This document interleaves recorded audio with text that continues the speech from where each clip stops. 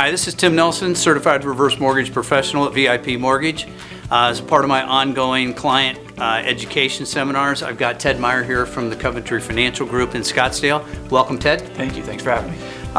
What we wanted to talk about today is, can you explain some of the layers of risk that you're dealing with when you're managing your client's portfolio? Absolutely. As an investment advisor, when we sit down with our clients, obviously we try and make plans, and as long as everything goes according to plan, that's great.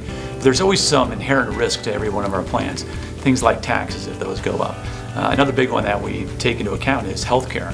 Healthcare expenses or healthcare costs is probably one of the number one concerns for our clients out there. And so traditionally the way to do it is go buy a long-term care policy, but there are alternatives out there that Tim will explain here in a second that make it a lot more convenient for the client and allow them to keep more money. So using something like the home equity conversion mortgage line of credit that Tim will talk about, we've been able to develop plans for our clients that allow them to stay in control if an expense or unforeseen expense like long-term care shows up. Tim, you want to tell them about it? Thank you. So the way the line of credit works in a reverse mortgage is we set that up and it's going to grow over time.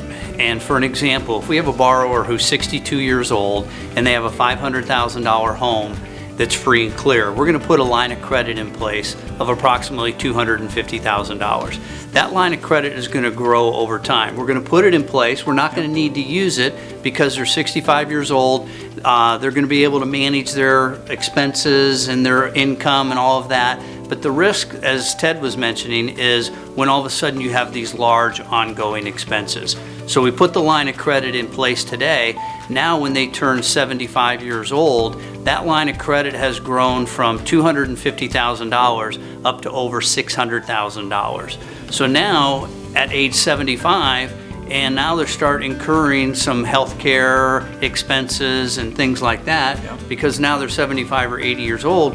We have a new bucket of money available that can leave the plan that was put in place when they were 65 years old and retiring. Now we have a new bucket of money that can take on those additional expenses that most people will probably incur when they turn 75 and 80 years old. Yep, it's basically a brand new asset class that we really didn't think about. In the old days, your mortgage was there, your house was there, and you left it for the kids, and now we're using the equity in the house to take care of things like long-term care or chronic care. So it's been a win-win for the client. Good. Well, we just briefly wanted to touch on the home equity line of credit within the reverse mortgage. Thank you for your time, Ted. Appreciate it very much. Yep. Remember, life is better in reverse. If you guys have any questions regarding the line of credit or some of the strategies that Ted is sharing with us, please give me a call. My number's below, and I'd love to hear from you. Have a great day. Thank you.